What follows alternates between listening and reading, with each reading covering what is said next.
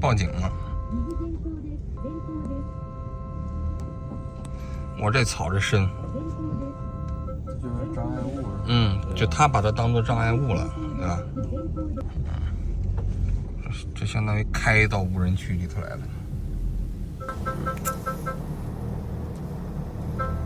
哦呦！哇，挖掘机的给废弃的。希望牧场，看到了那几个字。看见辐射牛了，这叫辐射牛。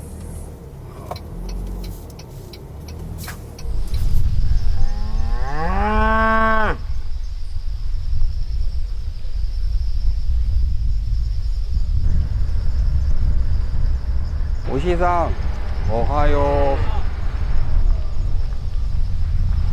おはようございます。おはようございます。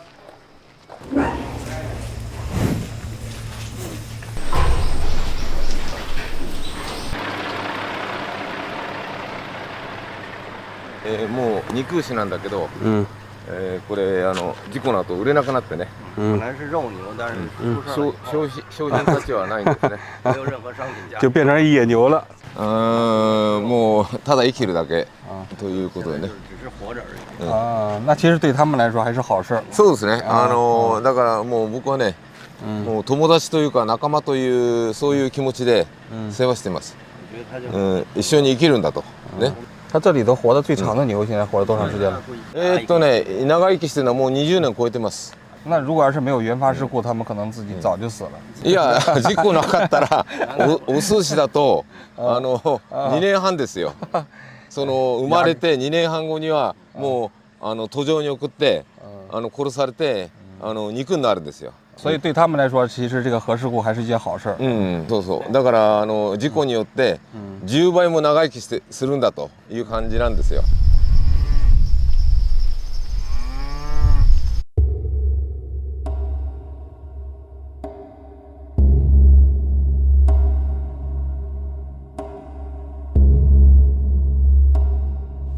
原発事故の後、被爆した牛を殺処分するよう指示が出され、多くの酪農家が牛を生かしても経費がかかるだけだと処分しました。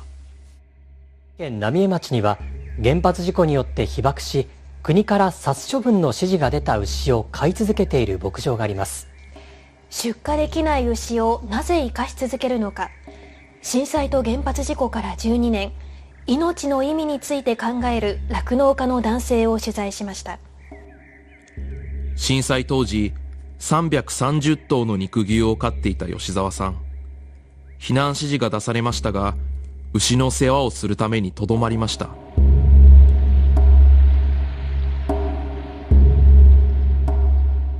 おいおいこの野郎だ。あ、これ黒い体に白い斑点模様出てるでしょ。ね。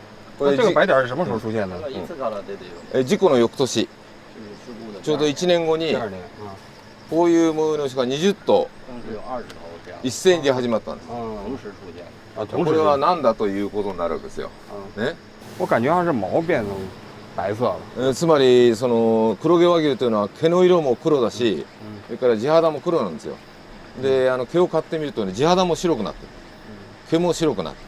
那你过去在养苗过程中出现过这种情况吗？1回50年ぐらいやってるんですけど、こういうのを初めてね見て、いろんな獣医の先生に見てもらったけど、まあ病気ではないだろうと。その皮膚病とかそういうもんでなくて、色素メラニン色素が狂ったんじゃないかと。やっぱりこの死んでしまった殺処分になった牛なんかを調べると、やはりその内臓とか血液に放射性物質が出るわけですよ。汚染された草をずっと食ってるんでね、食ってきたんで。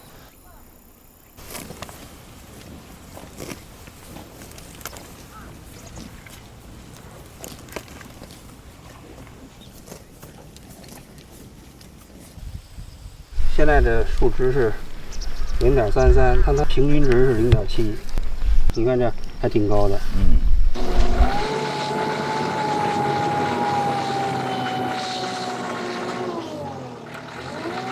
日本は今米余りなんで、結局売れなくて、それを全部うちの方で持ってってくれと田んぼでね牛の餌を作ります。本当はこうねお米を取るわけなんだけど、これ全部刈り取って腐らないようにサイレージにして、これが牛の餌になるんですよ。食べる？うん。食べてください。これ青森県から哦，来てるね、リンゴジュースの搾りかすなんですよこれ。こういうのがね牛の餌になります。どうせ売れないんで、お金のかかる餌は使えない。那如果要是没有这个的话，这一头牛大概能卖多少钱？本当にいいものになれば150万ぐらい値段がつくわけですよ。よその農家さんから事故の後ね助けてくれっていう話があった時、レスキューしたんですよ。よその牛が100頭ぐらいうちに来てるんです。よその農家さんから助けた牛が100ぐらいいる。それから生まれた子牛70頭ぐらいの子牛は生まれてるんですよね。ピーク要するに500、有500頭。ピーク500いた。でも今なお191頭いると。でもね俺は思うんだけど、第一原発から今溜まっているタンクのね汚染水をさ海に流すでしょ。薄めて問題ないとかアルプス通したからいいんだとか言ってさね、魚いいって言うんだからね、汚染水流しても福島県漁業は大丈夫だって国は言ってねいるんだから、じゃあこの牛だってもう12年経ったんだから、もう線量もすごい下がったらもしかしたら食えるかもしれないよと。理屈としてはそういうこともあると思うんだけど、だけど俺はもう肉とかさお金とかそうじゃないんだよ。ただこの牛たちが生きてりゃいいと、幸せに寿命まで生きるその命、こういう特別な場所がさ事故の後できちゃったんだよ。楽園だと思うんだよここはね。命の楽園みたいなさ、幸せに牛たちが自分たちの寿命を全うする。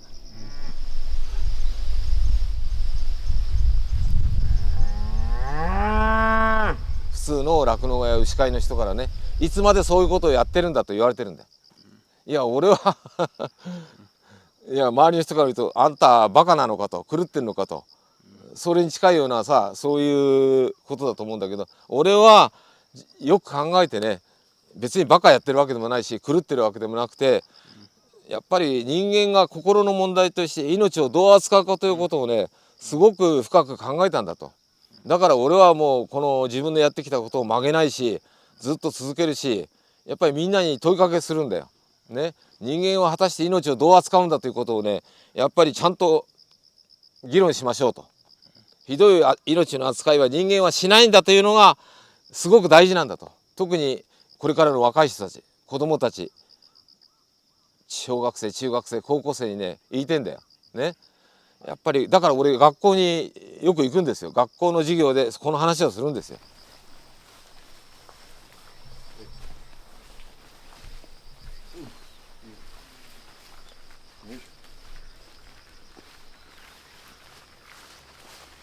これはね昔星空なんかを見るために大きな望遠鏡を買ってね、これでいろんな星を見てたの。あれです、あそこ。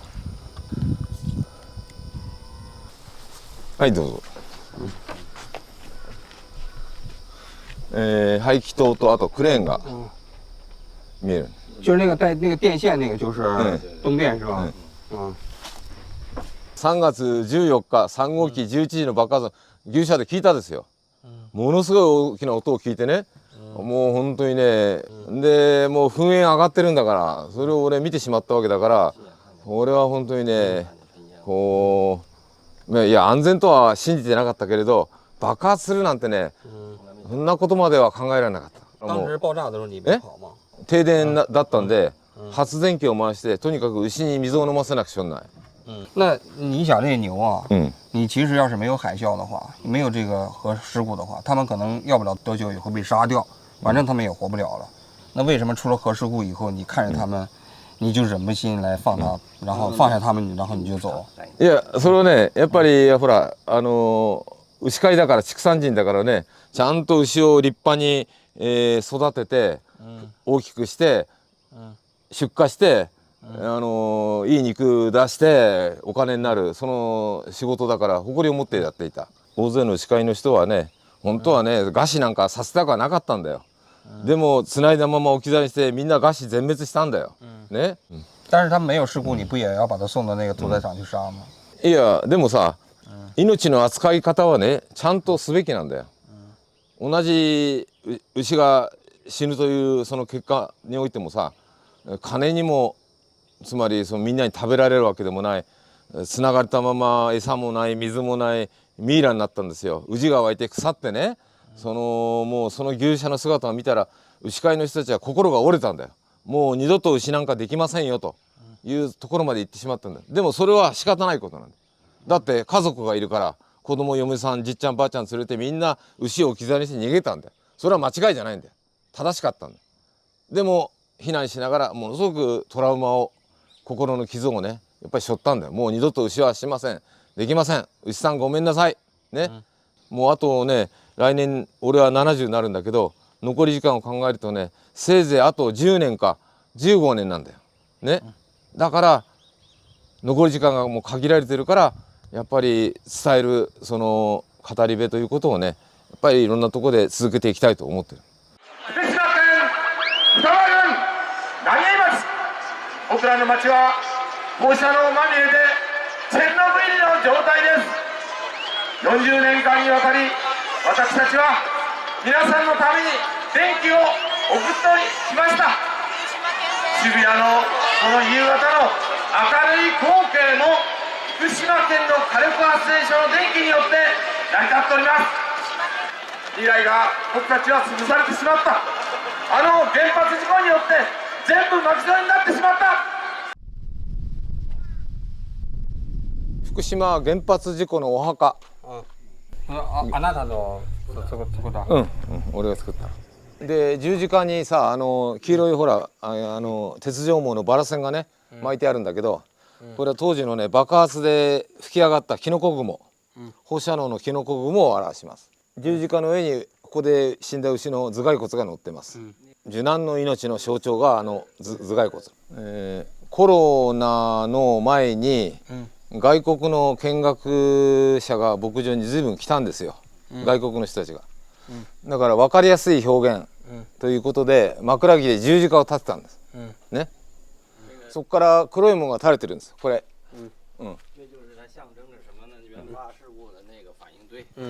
で問題はこれです。これ青いところ、これは福島の海を表してる。啊，这蓝的是吧？这是福岛的海是吧？啊，福島の海にもこの黒いものが放射能が垂れてると流れてると、責任をとにかく言われるのはさ切ない話だと思うんですよね。でさ、東京への電力を福島が今日も支えてるわけですよ、ね。だけど俺たちの町はもう帰ってこない町なんだというふうにこう書いてある。さよなら波町だと、放射能があるから帰れないと、で生贄の場所なんだと、つまり犠牲の場所なんだよ、ね。でここにさらに強く書いたんだよ、荒廃の聖地ね。どこかの犠牲のために我々はもうこんなさよならになったんだと。荒废的圣地，荒废的圣地啊。福島県の犠牲、福島県の被害、福島県を蹴飛ばして成り立つ全部意味ありません。働く場所もないし、スーパーも病院も僕らの浪江町で再開なんかありえない。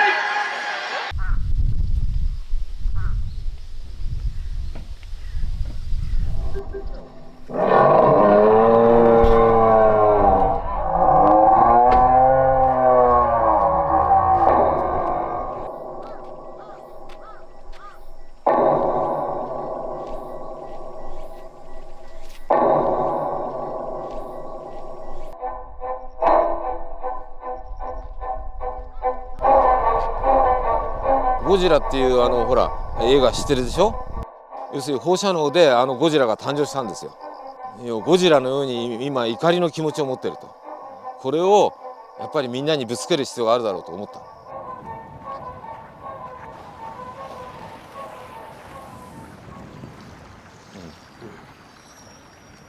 こでそのなんていうかな60センチ70センチのね、シーバススズキっていう魚がね、スズキね、それから60、70センチクラスのヒラメ、これをね、私は磯ですることを狙ってる、磯釣りで大きな魚はそれだけ長く生きてるから、放射能の影響を受けるだろうと。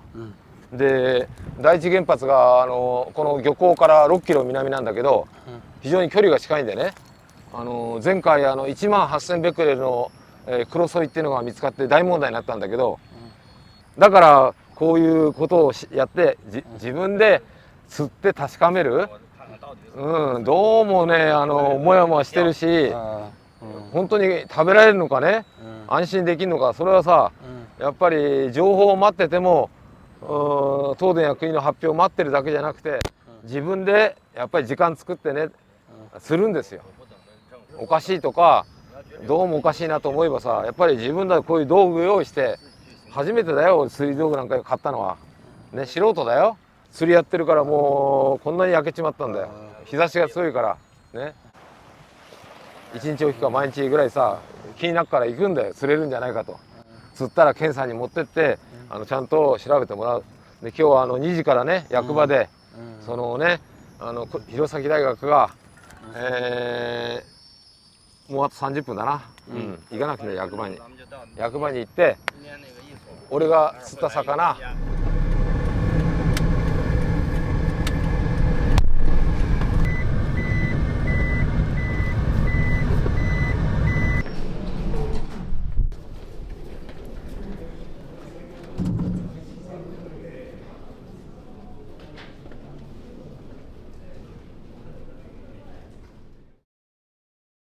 トリチウムについての調査だったんだよね。トリチウム、トリチウム、で専門的なことだから、私もちょっとやっぱりね、よく理解できない。专业俺もない。こはだからごくまだ放出前の魚だから、そこに出てきてないっていう。ああなるほどね。放出前のそうだな。放出前のデータだから、これが基本となってこの数値が増えていくのかどうかっていう。安定しているのか、そういうことか。そういうことだ。あくまでもトリチウムだけ。そういうことで意味があったんだな。そう。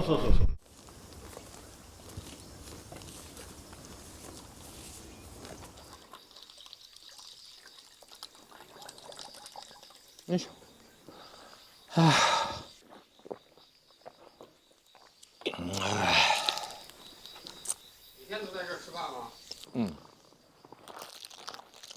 寒くなったらここでストーブを炊くんですよ。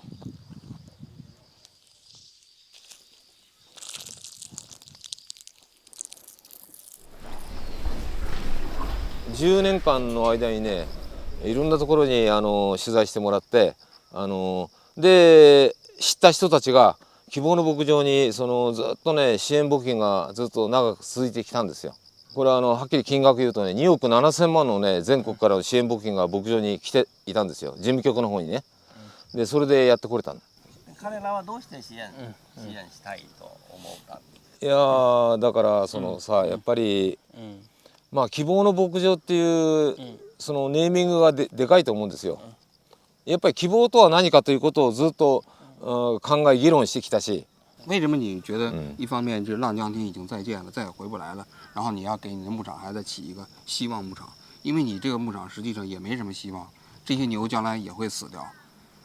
いや希望の牧場というネーミングなんだけど、でも俺はね見学の人にね実はその反対なんですとね、放射能がありますね、ここで牛を飼うことは国から非常に嫌がられてますね、でも俺は飼っている、放射能を浴びているね、矛盾してるじゃありませんかと、希望じゃないよ反対側だよと、絶望的な状況があるじゃないかと。浪江の避難の人たちがね仮設住宅で、避難中にいろいろ意見を書いてるんですよ、アンケートに。生きている意味がないと書くんだよ。そういう意見がいっぱいあったんだよ、避難しながら仮設の中でさ。つまり私の人生ここで終わってしまうのかね、毎日天井を見ながらさ避難暮らしの中で人生が終わるなんてさ、いやたまんないというようなことでさ、中にはね死にたいなんてことをね書く人がいたんだよ。そういうのを見たんだよね。大事なのはね、最後に残った希望とは何かってことなんだよ。この希望というのはね、本当に今回ね、希望とは何か、希望とは何だろう、ずっと考えてきたんだよ。希望っていうのはね、人間が最後の頼りにする、つまり筋金なんだよ。これは与えられるもんでもないし、用意されるもんでもないし、やっぱり自分が考えて見出す、作り出す、自分にとっての希望をやっぱり自分で実現しなくちゃしょうがないんだっていう、そういうことなんだよ。だからよりね、この意味が深くて重いんですよ。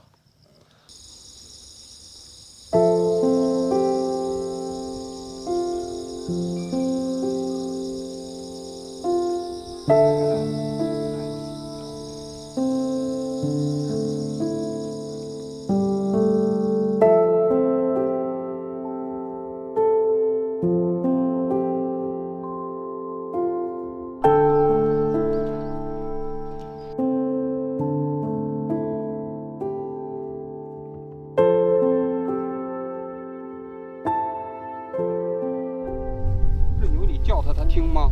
这个そう、みんなこっち行く。